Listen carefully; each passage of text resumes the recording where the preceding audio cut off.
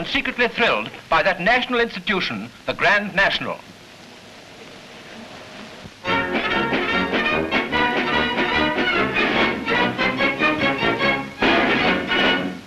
Sirens sound the air raid alarm in Berlin, and firemen in gas masks are quickly off the mark to deal with the outbreaks of fire staged during the great mock bombardment.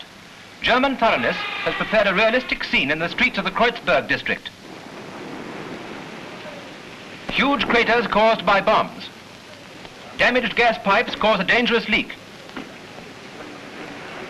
The gas is diverted through pipes and extinguished.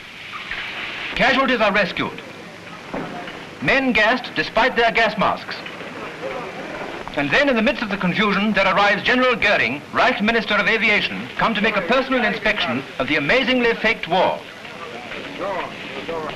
At last the enemy is driven off, and the clearing up begins. Chloride of lime is strewn in the streets, and the cleaners begin their work. The big show is over.